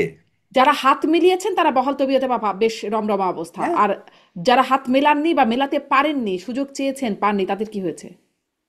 সা- তারা তারা বিদায় নিয়েছে, তাদের ভিতরে কোনো মামলা টামলা হয় নাই। মানে তার মানে প্রক্রিয়াটি এরকম যে ক্ষমতার পরিবর্তনের সাথে সাথে সেনাবাহিনীতে একটা ঝড়ের মতো আসবে। কেউ কেউ হাত মেলাবেন, কেউ কেউ বিদায় নেবেন, এরকম একটা সেনাবাহিনীর তো হ্যাঁ, এই এটা অবস্থা। এই না, ব্যাপারটা কিন্তু এখন এই জায়গায় আছে। আপনি যেটা বললেন সেই জায়গায় আছে এবং এটা অনেক দিন থেকে প্র্যাকটিস হচ্ছিল। বাট যারা, আমি আপনাকে এটুকু বলতে পারি যে সেনাবাহিনীর at least 90% officers, they're not part of it. It's only 10% who are involved in it. And this 10% has ruined this country, this I mean, force. এবং সবসময় এই 10% গুলো থাকেই আসলে। আমি ওই হ্যাঁ, প্রশ্নটা করছিলাম যে যেটি আসলে নূর খান লিটন গুম কমিশনের সদস্য মানবাধিকার কর্মী তিনি বলছেন যে সবসময় ওটা গুম, 70 না মানে 70 তখন দশকে থেকে যেটা গুম এটা ছিল, এটা গুম সবসময় ছিল, এটা হ্যাঁ, আসলে হ্যাঁ, সেটাই আমি জানতে চাচ্ছিলাম ওইটা যে সম্ভবত ওইটা সম্ভবত পুলিশের অ্যাক্টিভিটিস হবে, কারণ ওইটা তখন ডিজিএফআই বা এই ধরনের র্যাব এরা তো তখন তাদের তো জন্মই হয় নাই। আর ডিজিএফআই অ্যাকচুয়ালি লাইমলাইটে আসে আশির পরে, 81-র পরে, এই জেনারেল এরশাদ পাওয়ারে আসার পরে যখন সে পলিটিক্যাল পার্টি তৈরি করবে, তখন থেকে অ্যাকচুয়ালি ডিজিএফআই এর এই রাজনৈতিক অঙ্গনে পদচারণাটা শুরু হয়। এবং খালি তাই না, এখানে এখানে ইউনিভার্সিটিতে যত রকম দুর্বৃত্তায়ন, এই যখন আমানুল্লাহ আমানরা যখন ঢাকা ভার্সিটিতে ছিল, এই যে মাহমুদুর রহমান মান্না বা ওনারা যখন ভিপি ছিলেন, জিএস ছিলেন, ওই সময়কার যে ছাত্র রাজনীতি, ওই ছাত্র রাজনীতিতে কিন্তু এই এই, আপনার ডিজিএফআই কিন্তু মানে deeply involved in Dhaka university. এবং তারা এটাকে এক ধরনের একটা কি বলবো আপনার সেন্সেশনাল ডিউটি মনে করতো এক সময়, উইচ ইজ অ্যাবসলিউটলি রং। এবং আমরা এখন বুঝি যে এটা কত বড় ভুল ছিল। এবং এই সংগঠনটাকে মানে ডিরেইল করার জন্য ওই কাজগুলি ছিল যথেষ্ট। হুম। আপনি বলছিলেন যে ১/১১ সময় থেকে ডিজিএফ আসলে অন্য লেভেলে তাদের যে তৎপরতা, এবং তখন আপনি বলছিলেন যে তখন আওয়ামী লীগ বুঝলো যে তাদেরকে আসলে ব্যবহার করা যেতে পারে, তারা অনেক কিছু পারে, তাদেরকে হাতে রাখা। আপনার বক্তব্য থেকে একটু সামারি করছিলাম। তো ডিজিএফআই এত কিছু পারে কেন? মানে তারা যা চায় করে ফেলতে পারে কেন? কারণ মানে তাদের আর তো কেউ পারে না, ডিজিএফআই পারে কেন? এটা পারার মেইন কারণ হলো যে ডিজিএফআই তো তারা তো পর্দার পেছনের ঘটনা গিয়ে বলতে পারে একবারে সর্বোচ্চ পর্যায়ে, রাষ্ট্রের সর্বোচ্চ এক্সিকিউটিভকে। বাকি কারো তো অ্যাক্সেস থাকে না। কেন এটা পুলিশ হলো প্রধান মেইন যেতে কারণ। পারেন সর্বোচ্চ ব্যক্তির কাছে? পুলিশ প্রধান তো আর অ্যাকচুয়ালি এই ধরনের বিষয়গুলি নিয়ে, আর পুলিশের তখন, এই জন্যই আমি বলছি যে পুলিশের অ্যাকচুয়ালি ওই ক্যাপাবিলিটিটা তখন গ্রো করে নাই। পুলিশের ক্যাপাবিলিটিটা গ্রো করেছে আফটার 2009। এই পুলিশের যে সার্ভেলেন্স সিস্টেম, পুলিশের যে মানে কি বলে আপনার আধুনিকায়ন, যেটা তাদেরকে অস্ত্র শস্ত্র, তাদের ক্যাপাবিলিটি, এটা রেইজ করা হয়েছে 2009 থেকে 2024-এর মধ্যে। এর মধ্যে এটার মেইন কারণটা হচ্ছে যে ইনকেস, আমার ধারণা এটা, ইনকেস যে আর্মি যদি কোনো সময়, আর আর্মিতে সে গুড ফোর্স, যেটা যেটা আমি হুম। বলি 90%, এই গুড ফোর্স কিন্তু is always tries to be honest and tries to be legal. তারা আইনের ভিতরে থেকে তাদের নিজের কাজ এবং কোনো রকম পক্ষপাতিত্ব করতে চায় না তারা। হুম। এটা কিন্তু তাদের নর্মাল সাইকি, ইভেন টুডে। আপনি যাই বলেন না, এখনো কিন্তু তাই, এই সাইকিটা কিন্তু এরকমই, যে তারা এই এই এই অংশটা আমি বলবো, মানে কিছু তো ডেফিনেট টপ সাইজ না, আমি বলবো যে ব্রিগেডিয়ার জেনারেল এন্ড নিচে যারা, এদের ভিতরে হলো এই 90% ইনভলভ, যে এরা কোনো রকম মানে অসৎ কাজে তাদেরকে নিজেদেরকে জড়াতে চায় না। হুম। তারা এটাকে একটা সত্যিকার অর্থে পেশা হিসেবে বেছে নিচ্ছে, এবং দায়িত্ব হিসেবে বেছে নেয়। কিন্তু বাকি যারা থাকে হুম। তাদের মানে অ্যাক্সেস তো যেহেতু গভর্নমেন্টের কাছে থাকে, সুতরাং তারা সেই বেনিফিটটা নিতে পারে, এবং তাদের প্রতিবেদনের উপর ভিত্তি করে এই 80%-এর বা 90%-এর ভাগ্য নির্ধারিত হয়। সুতরাং এই জন্যই তারা পাওয়ারফুল। জি। এবং এখন আপনি যদি হিসাব নেন, আমি কিছুদিন আগে আমি একটা একটা কথা প্রসঙ্গে জেনেছি যে বাংলাদেশ সেনাবাহিনীতে যে সার্ভিং মেজর জেনারেল আছে, এদের মধ্যে সম্ভবত 70% comes from intelligence background. That means what, যে ওই যে 80%, 90% থেকে আসছে মাত্র 30%, আর 10% থেকে আসছে 30%, 70%, এই হলো অবস্থা। হুম। এই জন্যই তারা তাদের মানে ডিজিএফআইতে যারা যায় বা এই ধরনের গোয়েন্দাতে যারা যায়, তারা তাদের সাকসেস রেট হলো 100% ধরা হয়। তাহলে কি এই 70%ই সমস্যাযুক্ত বা মানে নানাভাবে দুষ্ট চক্রের মধ্যে পড়ে? আহ, এবং আমি বলবো যে এই এই সংগঠনটাকে এভাবে নষ্ট করে দেওয়ার পিছনে অবশ্যই এই 70% ইজ ইনভলভ। জি, মানে তাহলে তারাই যদি নেতৃত্বে যান তাহলে তো একটা চিন্তার বিষয় থাকতেই পারে বটেই। একটু এই প্রসঙ্গেও আসি যে খুব গুজব ছড়ানো হলো যে কু হয়ে যাচ্ছে একটা ৪৬ ব্রিগেডের ৮টা এপিসি ১৬ মানে ৮টা এপিসির মুভমেন্ট হচ্ছে, অনেক রকম ব্যাপার স্যাপার ঘটে যাচ্ছে, অনেক রকম সারা রাত ধরে একটা গুজবের ব্যাপার স্যাপার ঘটলো, কিন্তু পরে দেখা গেল আসলে এটা স্বাভাবিক বিষয় ছিল, সাধারণ ব্যাপার ছিল, এটা এরকম কোনো কুয়ের ব্যাপার ছিল না। একটু আপনার কাছ থেকে এই প্রসঙ্গে আপনি হয়তো কিছু বলতে চাচ্ছিলেন শুনি। আর সাথে সাথে এটাও প্রশ্ন করি যে এই যে আমরা শুনলাম জেনারেল হাকিমুজ্জামানের কাছ থেকে যে মোরাল আসলেই মোরালে এফেক্ট হচ্ছে, মোরাল ক্ষতিগ্রস্ত হচ্ছে, কুয়ের কোনো ব্যাপার স্যাপার কি বা এটার জন্ম নিতে পারে কিনা এরকম মোরাল এফেক্টেড অবস্থায় থাকা সেনাবাহিনীর মধ্যে? এটা কি খুব অস্বাভাবিক কিনা? প্রথম কথা হচ্ছে যে সেনাবাহিনী দ্বারা এই অবস্থায় এটা একটা, আমি বলবো 90%, 95% ইম্পসিবল। কারণ সেনাবাহিনীতে সেনাবাহিনী কিন্তু সেনাবাহিনীর যে এখন এডুকেশন সিস্টেম, অফিসারদের যে education system, right from the BMA days up to becoming a I mean matured officer, এই লেভেল পর্যন্ত যে শিক্ষার যে একটা তাদের যে পরিকল্পনা করে তাদেরকে তাদেরকে তৈরি করা হয়, এর ভিতরে কিন্তু আহ, তারা এই এই এই এই কুর বা এরকম সামরিক আইন জারির কোনো লেসন তাদেরকে দেওয়া হয় না, বা এটার তার সুযোগও তাদের নাই। এবং তাদেরকে যা শেখানো হয় সেটা হলো একটা হলো আধুনিক আধুনিক সমর কৌশল এবং আধুনিক রাষ্ট্রবিজ্ঞানের চিন্তা ভাবনা, যেটা সেটা। এবং আমরা কিন্তু আমি মনে করি আমি এটুকু বলতে পারি যে সেনাবাহিনীর একজন প্রাক্তন অফিসার হিসেবে সেনাবাহিনীর যে শিক্ষা ব্যবস্থা, এটা খুবই আহ, খুবই আমি বলবো যে আহ, এটা কি, মানে খুবই মডার্ন এবং জি, খুবই প্রোগ্রেসিভ। যতই মানে মডার্ন বা দারুণ রকমের শিক্ষা ব্যবস্থা হোক, কিন্তু কু তো সেনাবাহিনীতেই হয়। মানে যে না, কুয়ের এটা কথাটা অনেক আসলে অনেক ইটস এ সেনাবাহিনীর কাছ থেকে ইটস এ জানি, অতীতে হিস্ট্রি আমাদের নাও। কুয়ের ওইটা নজির আছে। ওইটা ওইটা ওই হলো এখন বাংলাদেশের হলো ইজ ইন দ্য মিউজিয়াম। আমি মনে করি যে there is no scope of doing তবে একটা জিনিস কি, যে সেনাবাহিনীর যে যারা সিনিয়র লেভেলে থাকে, বিশেষ করে দ্য টপ মোস্ট পজিশন, তারা কিন্তু এটা কিন্তু বলাই হয় they are subservient to the political leadership. এই যে সাবসার্ভিয়েন্ট কথাটা কিন্তু basically it's not like you are my servant. অনেক রাজনীতিবিদদের বলতে শুনি যে he is servant. Well, he is servant, but he is servant of the public, not yours, not the political. Political পার্টিরা মনে করে এরা আমাদের চাকর, but actually the military officers are the public servant. They are for the country, they are for the state, they are for the institution, not for any individual. এই জিনিসটা যদি মনে রাখতো মিলিটারি লিডাররা, তাহলে জি, আজকে আমরা এই অবস্থায় জি, থাকতাম এই না। অবস্থা এটা তো আর আসলে কেউ মনে রাখে না, সেটা তো একটা ব্যাপার, সেটা তো পরীক্ষিত মানে নিশ্চিত ব্যাপার।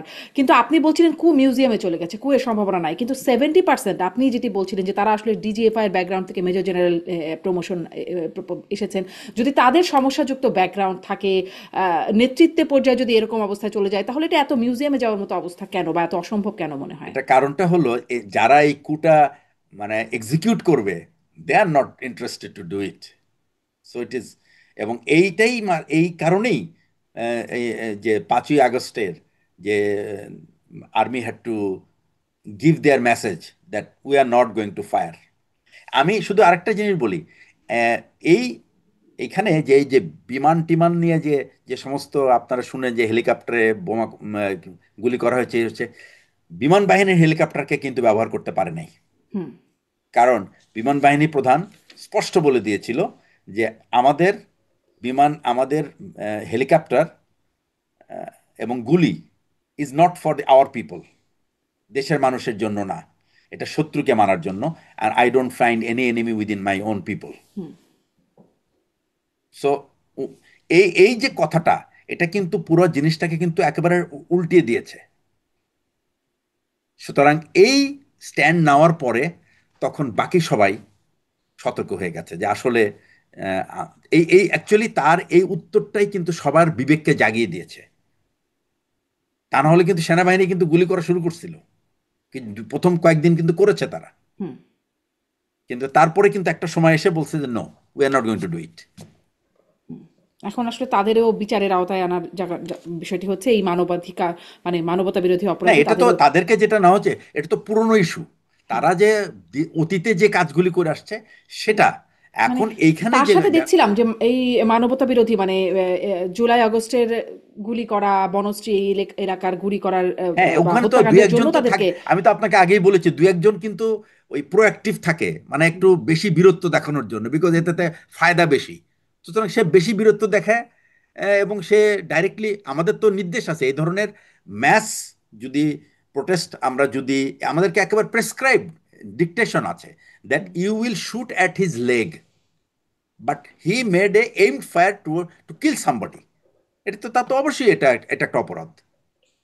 সে যদি কাউকে তাক করে মেরে ফেলার জন্য মেরে গুলি করে থাকে, তাহলে তো he is at fault, he is A killer, he needs to be tried. কিন্তু যারা ক্রাউড ছত্রভঙ্গ করার জন্য তাদের যে কাজ, প্রথমে একটা ওয়ার্নিং দেওয়ার কথা, তারপরে ওয়ার্নিং করবে, ওয়ার্নিং শট হলো কোথায়, পায়ে শট করবে, নট টুয়ার্ডস দি, যেখানে এমন কোথাও করবে না যেখানে মানুষ মারা যায়। তো ও তো হুম। এইম করে তাহলে মেরেছে, কি তারা ওটা তো তাই হবে। ব্যক্তিগতভাবে অতি উৎসাহিত হয়েছে, নাকি তাদের অবশ্যই, কমান্ডিং অবশ্যই, কোথাও থেকে কমান্ড এসেছে? অবশ্যই। একটা হলো কমান্ড এসেছে এবং সেই কমান্ডের তারা এক্সিকিউট করেছে। হুম। কিন্তু মানে কোনো তার তার তাকে কমান্ড করবে কারা, কে কমান্ড করবে, তার তো যে আপনি যাদের কথা বলছেন, এটা তো অ্যাকচুয়ালি বিজিবির যে একজন অফিসার, সে একটা ব্যাটালিয়ন কমান্ডার। প্রথম কথা হচ্ছে যে battalion commander do not fire. Battalion commanders don't fire, they are not for firing at people, they give direction to others to fire. সে কেন ফায়ার করবে? এটাই তো তার সবচেয়ে বড় অপরাধ। তার তো হাতে অস্ত্র নেওয়ার কথা না। হুম, সে তো যাদেরকে দিয়ে কাজ করাবে তাদেরকে নির্দেশ দিবে। হুম, হুম। সে কেন মারতে যাবে? এটা তো এটাই তো সবচেয়ে বড় অপরাধ। তার তো মারার কথা না, ব্যাটালিয়ন কমান্ডার তো ফায়ার করে না, ফায়ার করা উচিত না যতক্ষণ পর্যন্ত এরকম সে আসলে কথা না ব্যক্তিগতভাবে কিন্তু আক্রমণ না করে, হয়। কথা না কিন্তু এই করে করলে এরকম। এখন, এই করলে তো এই মামলা, এই জন্যই সেই এখন he has to face the court. আচ্ছা, তাহলে আসলে ওই যে মানে সামনেও সেনাবাহিনীর ভূমিকা কেমন হবে সেটা একটা প্রশ্ন। কারণ এই যে তার করার কথা না কিন্তু করে। ধরেন সেই অপারেশন ক্লিন হার্ট যৌথ বাহিনী দ্বারা পরিচালিত, বা ক্রস ফায়ারের ঘটনাগুলো যেগুলো তখনও ঘটতো, যে সেনাবাহিনী ছিল সবাইকে একই রকম স্ক্রিপ্টে গুলি করে করে না, মারা, এখন সেই না, একটা এখানে ব্যাপার ছিল। এখানে আমি একটা, কয়েকটা ঘটনা একটু মেলাই, তারপরে ধরেন হ্যাঁ, আপনি বলছিলেন শুট করবে পায়ে, এটা সুনির্দিষ্টভাবে বলা আছে। গোপালগঞ্জে যে ঘটনা, এনসিপির নেতারা গেলেন মার্চ টু গোপালগঞ্জ এই তৎপরতার মধ্য দিয়ে, সেখানেও সেনাবাহিনীকে দেখা গেল, সেখানেও গুলি করে আসলে মানুষ মারাই গেলেন গুলিতে সেনাবাহিনীর, সেখানেও ব্যাপারগুলো, এই যে ঘটনাগুলো, বা এই যে 5ই আগস্টের আগে সেনাবাহিনী যেভাবে গুলি করে মানুষ মারলো সেই ঘটনা, তাহলে তো মানে এরকম কি বিচারের আওতায় সেনাবাহিনী আসতেই থাকবে, আসতেই থাকবে, বিষয়টা হ্যাঁ, এরকম ক্ষমতা ব্যাপারটা হলো কি, পরিবর্তন হবে, না, সেনাবাহিনীর বিচার হবে? না, না, আমি আপনাকে একটা কথা বলি, সেটা হচ্ছে যে সেনাবাহিনী কিন্তু আহ, আহ, সেনাবাহিনী 5ই আগস্টের আগে যে ঘটনাটা ঘটেছে, ওখানে আমরা একটা দৃশ্য দেখেছি যে গণভবনের সামনে সম্ভবত একটা সে- সেনা একটা দল এরকম মাটিতে শুয়ে এইম করে ফায়ার করছিল। আমি জানি না ওই ওই ফায়ারের ফলে কেউ নিহত হয়েছে কিনা জানি না, এটা সম্বন্ধে আমার কোনো ধারণা নেই।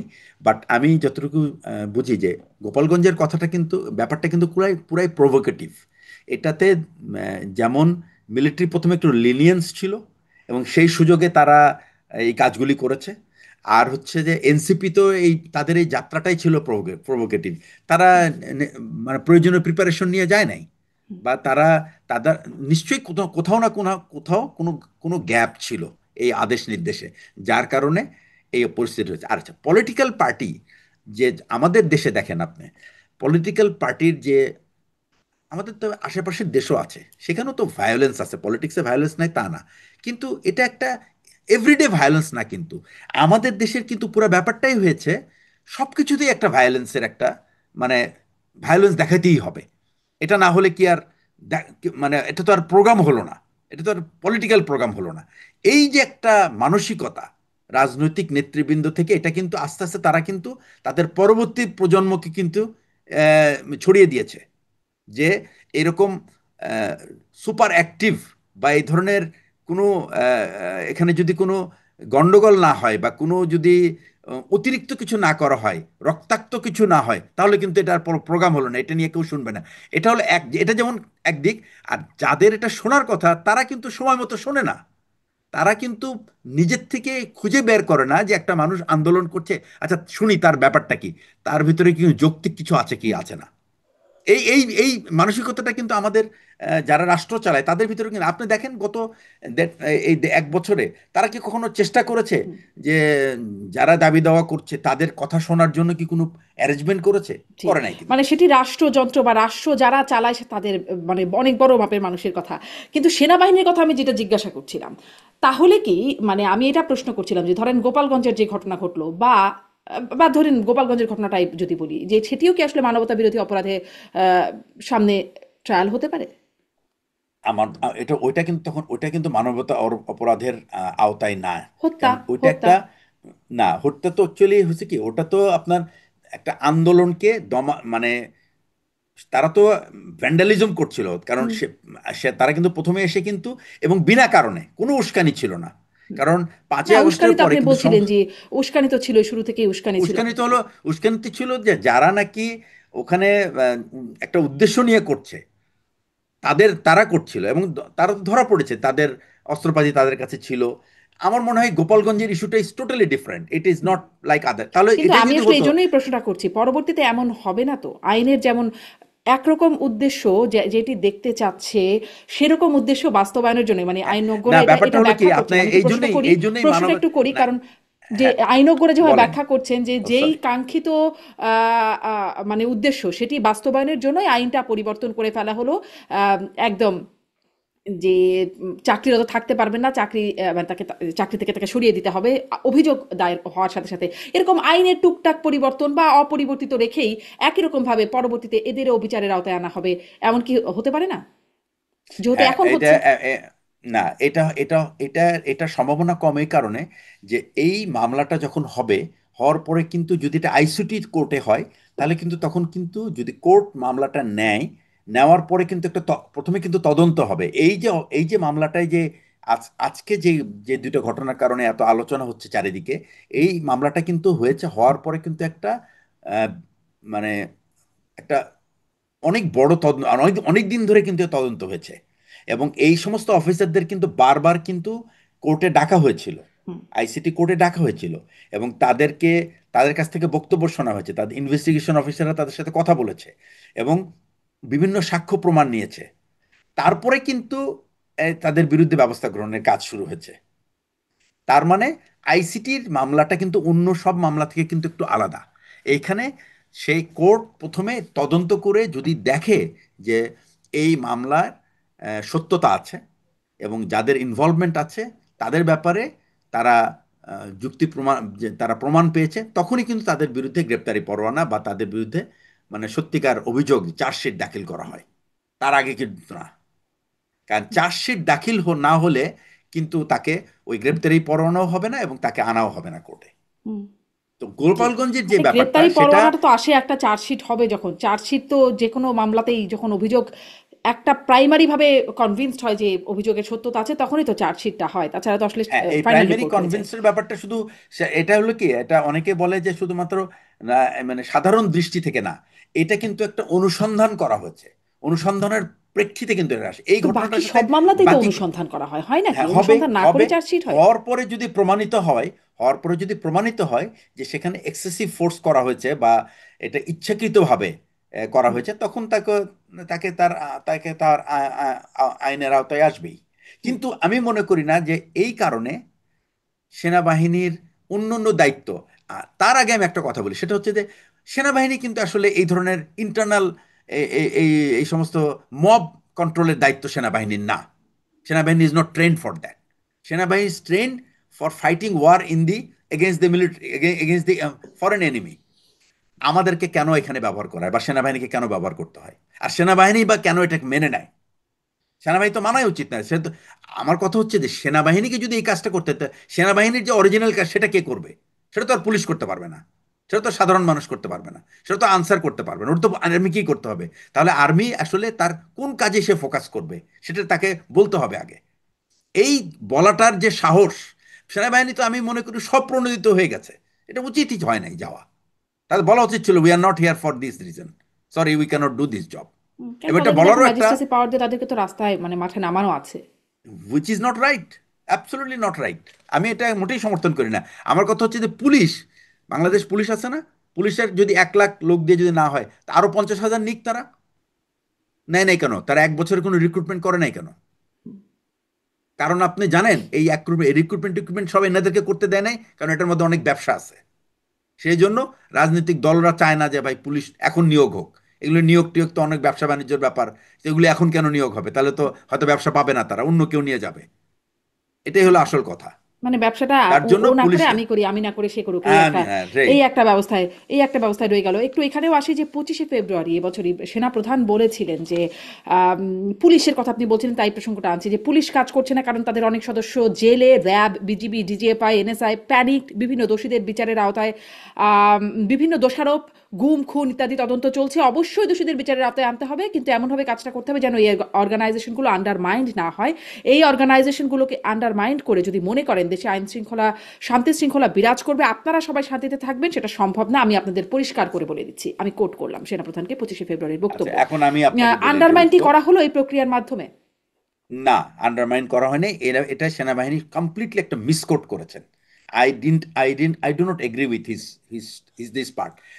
সেনাবাহিনীতে যখন 25শে ফেব্রুয়ারি যখন হলো, উনি যখন এই কথাটা বললেন, 25শে ফেব্রুয়ারি মানে কি, তখন অলরেডি কিন্তু 6 মাস পার হয়ে গেছে। হুম, বাংলাদেশের সরকার, তারা যদি মনে করে যে তাদের পুলিশ বাহিনীতে অনেক অপরাধী আছে এবং অনেকে পলাতক আছে, তাদের জন্য সময় হলো সেই 90 দিন। এরপরে কিন্তু তারা রিক্রুটিং করে করে সরাসরি তারা নতুন লোক নিয়োগ দিতে পারতো। তা না হলেও বাংলাদেশে 10 লক্ষ আনসার আছে এবং হুম, এই আনসাররা কিন্তু ভেরি ওয়েল আর্ন। এদের ব্যাটালিয়ন আছে আমার সম্ভবত 30 বা 35টা ব্যাটালিয়ন আছে। এবং এই সমস্ত আনসার ব্যাটালিয়নকে নিয়ে আমি ব্যক্তিগতভাবে সেনাবাহিনী এবং হিলট্র্যাক্সে আমরা অনেক অপারেশন করেছি এবং তারা যথেষ্ট মানে যোগ্য এই সমস্ত কাজের জন্য। এবং তাদেরকে দরকার হলে একটা ক্র্যাশ প্রোগ্রামে বাংলাদেশের বিভিন্ন জায়গায় বা পুলিশের যত ট্রেনিং সেন্টার আছে সেই সমস্ত ট্রেনিং সেন্টারে তাদেরকে ট্রেনিং দিয়ে তারা জি, পুলিশে আত্মীকরণ করতে জি। পারতো তাহলে করে একটু এই সংক্ষিপ্ত করি সমস্যা। বিষয়টাকে। তাহলে কি আপনি মনে করেন যে এটি সরকারের ভুল সিদ্ধান্ত, সেনাবাহিনীকে ম্যাজিস্ট্রেটের পাওয়ার অবশ্যই, দেওয়া এবং অবশ্যই। সেনাবাহিনীর মেনে নেওয়া এটি? আমি এটাকে অবশ্যই ভুল সিদ্ধান্ত মনে করি। সেনাবাহিনীর এই দায়িত্ব এখন কি হয়েছে জানেন? সেনাবাহিনী না করছে এই কাজ, ম্যাজিস্ট্রেসি পাওয়ারটা ব্যবহার করছে না কোনো, তারা শুধু তাকেই তাকেই দেখতেছে। এবং আমি দেখলাম কিছু কিছু ভিডিওতে মানুষজন মারামারি করতেছে করতেছে, সে সে জাস্ট পিক আপের ভেতর বসে থেকে দেখতেছে, আর মজা দেখতেছে। এটা তো this is not a police তো এইভাবে একটা একটা আর আরেকটা জিনিস আমি আপনাকে বলি, রাষ্ট্র যখন দেখে যে এইরকম অনাচার মানুষের ভিতর চলছে, রাষ্ট্রের কিন্তু একটা দায়িত্ব আছে সব লেভেলের মানুষকে এডুকেট করা, how not to be violent. Violent হইলে কি কি অসুবিধা হয় আপনি আমাকে বলেন। বাংলাদেশে তো প্রায় 20-25টা টিভি চ্যানেল আছে, কোন চ্যানেলে আপনার রাষ্ট্র এই ধরনের কোনো প্রোগ্রাম নিয়ে আছে? বা প্রত্যেক দেশেরই প্রাইভেট চ্যানেলেও কিন্তু রাষ্ট্রের মেসেজ কিন্তু কনভে করা হয়। আপনি আমাকে বলেন, রাষ্ট্র কি কোনো মেসেজ এ পর্যন্ত এই গত 1 বছরে দিয়েছে মানুষকে সহনশীল হওয়ার জন্য, ধৈর্য ধরার জন্য, বা তাতে দাবি দেওয়া কি করবে কিভাবে হুম, করবে? ওই না একদিনের মানে একটা প্রেস এটা তো করে নানান শেষ। রকম বিবৃতি দিয়ে বলা হয়েছে বিভিন্ন সময়, কিন্তু এই বিবৃতিতে তো আর বিবৃতিতে কাজ কাজ হয় না। হয় না।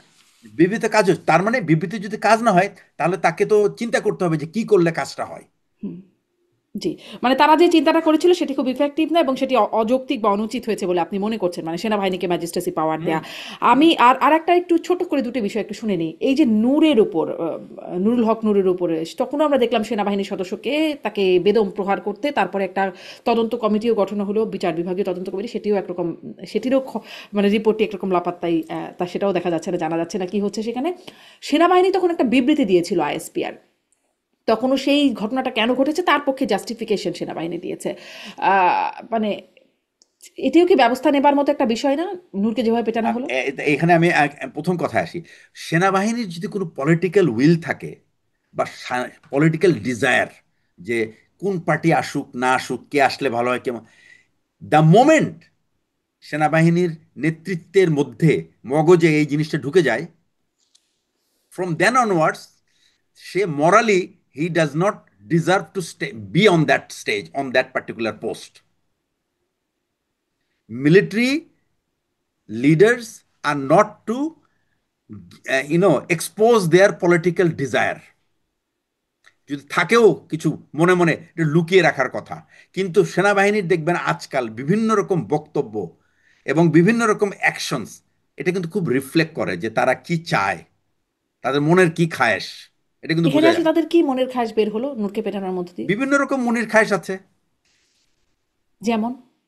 যেমন আপনি দেখলেন তো কিছুদিন আগে আপনার ওই যে দুই এনসিপির দুইজন নেতা, তারা বলল যে এরকম তাদেরকে ডেকে এটা নিয়ে তো অনেক দিন হইচই হলো যে আওয়ামী লীগকে তোমরা ইনক্লুসিভ ইলেকশন করো। তো এই ডিফাইন করো। ইনক্লুসিভ ইলেকশন, আমার পয়েন্টটা হচ্ছে যে সেনাবাহিনী একটা রাষ্ট্রের নিরাপত্তা বাহিনী, এবং তার যে কোনো কথা, ইট হ্যাজ অ্যান ইম্প্যাক্ট। তো যদি আমি জানি যে এই কথাটা বললে people are likely to misread me, why should I talk? I keep mum. Hmm. আমি কেন একজন একটা ইন্ডিভিজুয়ালকে, রাজনৈতিক নেতাকে ডেকে আমি তার সাথে গল্প, আমার তো, আই হ্যাভ নো, আমার তো কোনো, I have no business with him. My business with the government, not with political party. Hmm. বাংলাদেশের সেনাবাহিনীকে এই পলিটিক্যাল পার্টির সাথে আলাপ আলোচনা, দেখা সাক্ষাৎ, এইটা বাদ দিতে হবে। এটা যদি বাদ না দিতে পারে, তাহলে এটা সব সময়, এর গায়ে কিন্তু সব সময় আপনি না চাইলেও দেখবেন যে গায়ে একটা নোংরা লেগে যাবে। হুম।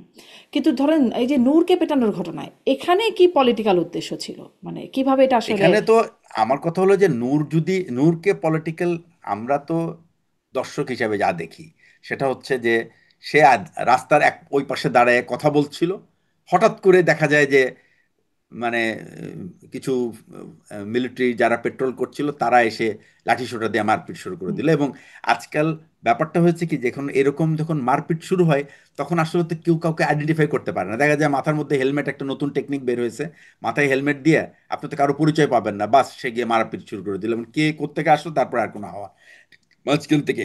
তো পুরো ব্যাপারটাই কিন্তু একটা, এটাও একটা প্রভোকেশন। নূর যেরকম প্রভোকেট করেছে, হুম। হ্যাঁ, সে বলতেছে আমি তো রাস্তার ওই পারে ছিলাম, আমি তো জাতীয় পার্টির হুম। ওইদিকে যাই নাই, তাহলে আমাদেরকে কেন এরকম করে মারলো? এখন জাতীয় পার্টি বলছে যে তারা ওখানে মিটিং করছে।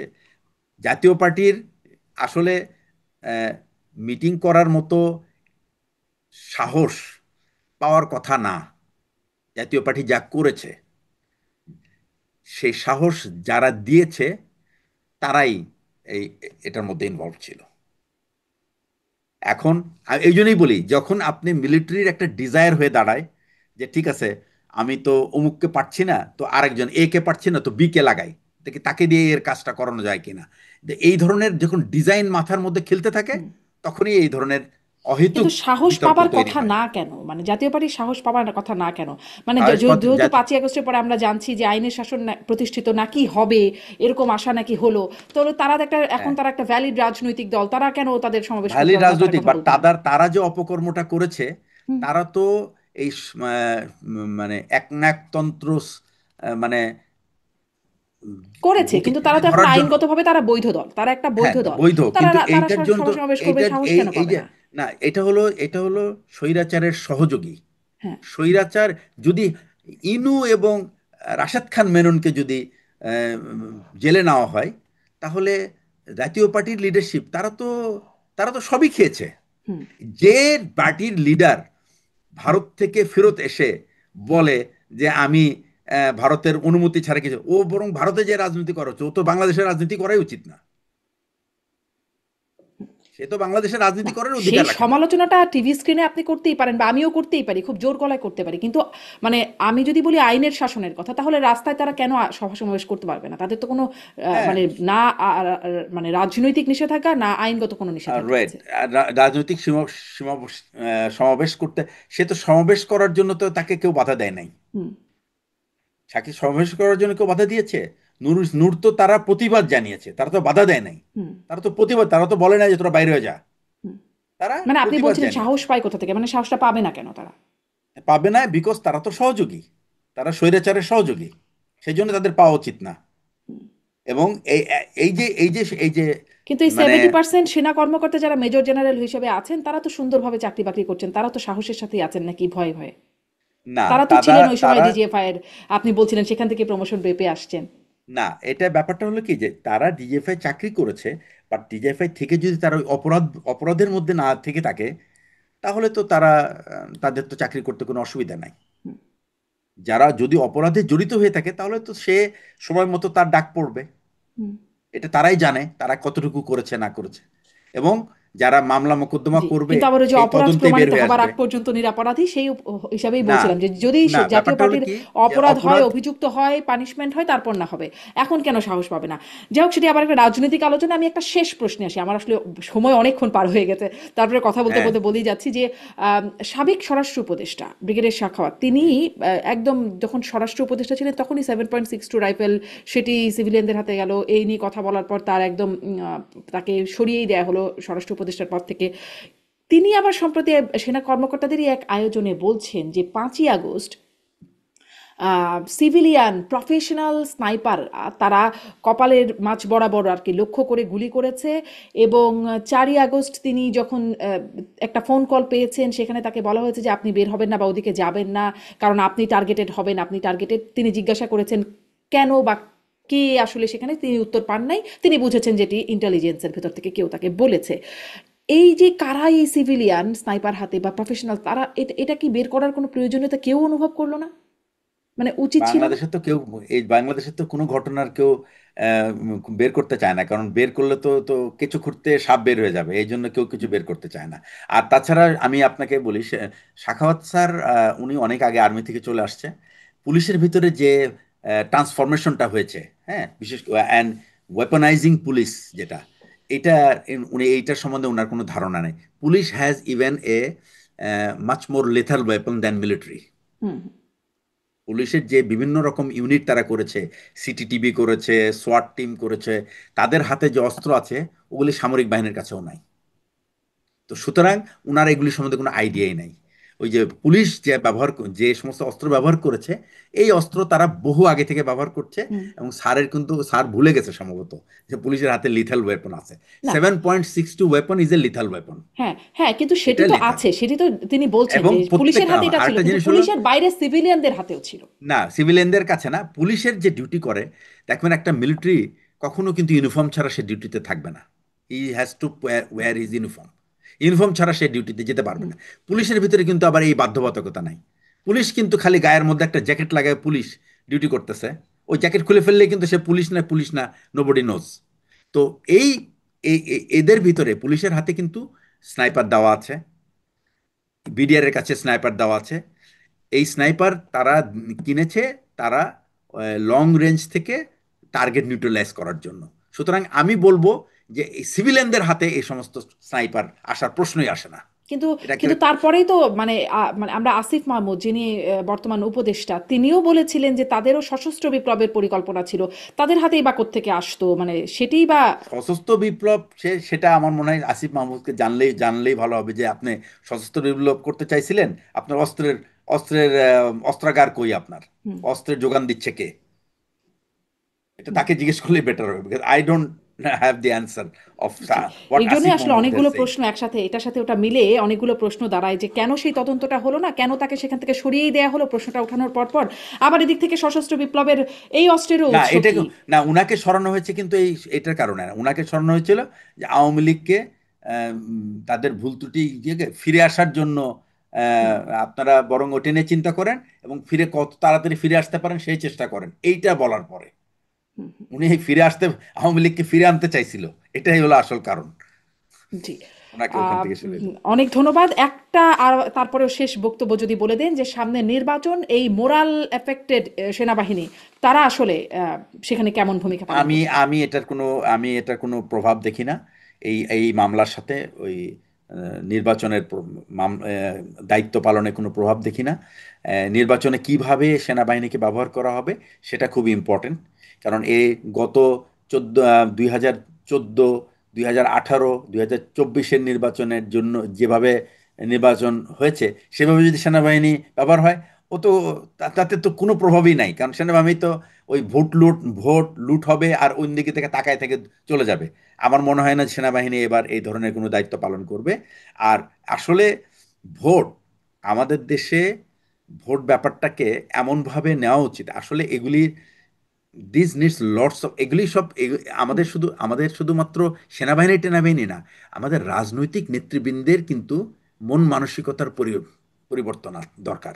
তারা কিন্তু, আমার মনে হয় না তারা কোনো গণতান্ত্রিক পদ্ধতিতে নির্বাচিত হতে চায়। তাই হতো, তাহলে যুগের পর যুগ একজন মানুষ একটা পার্টির প্রধান থেকে যায়, হুম, সেখানে কোনো পরিবর্তনই হয় না, জি, এই জিনিসটা হতো না। জি। ঠিক আছে? এই গোড়ায় গলতটা তো রয়েই যাচ্ছে, আছে, হয়তো এবং থেকেও এই যাবে। গলদ থেকে তো আপনি অন্য কোনো গলদ দূর করতে পারবেন না। হুম, প্রথম কথা আমি আপনাকে আরেকটা কথা বলি, সেটা হচ্ছে যে আমি বলবো, আপনি খেয়াল করে দেখেন, সংস্কার কমিশনে 6 মাস লাগলো কিন্তু এই কোনো একটা জিনিস জিনিস আহ, ইয়ে করতে। এর এর মূল কারণ কি জানেন? অবিশ্বাস। কিন্তু রাজনীতিবিদরা কোনোদিন আয়নার সামনে দাঁড়ায় নিজেকে প্রশ্ন করে নেই, ভাই আমাকে কেন অবিশ্বাস করে মানুষ, আমার কি সমস্যা? এই হুম, প্রশ্নটা যদি করতো নিজেকে, তাহলে কিন্তু সে উত্তরটা পেয়ে যেত। হুম, তাকে কেন অবিশ্বাস করে? বিকজ সে তার ওয়াদা কখনো কোথাও রাখে না, এই জি। জন্যই তাকে অবিশ্বাস করে। তাকে অবিশ্বাস করে, তারা নিজেরাও নিজেদেরকে কোনোভাবেই বিশ্বাস করে না। অন্যকে দিয়ে নির্বাচন করাতে হয়, নিজে থাকলে গরমিল করবে ইত্যাদি রকম ব্যাপার-স্যাপার হ্যাঁ, রয়ে হ্যাঁ। যায়। সো আমাদের রাজনীতিকদের বিশ্বাস করা, আসলে জনগণ কেন, তারা নিজেদের এই নিজেদের এই মধ্যেও এটা বিশ্বাস নেয়। এটা এই এই ধন্যবাদ। পরিবর্তন আজকের মতো হবে শেষ না। করি। আজকের মতো শেষ করি। Thank you. Brigadier general ATM Ziaul Hasan, আপনাকে অনেক ধন্যবাদ। অনেকটা সময় কথা বললাম আপনার সাথে। ধন্যবাদ জি, যুক্ত হওয়ার থ্যাংক ইউ। জন্য। জি, আসসালামু আলাইকুম।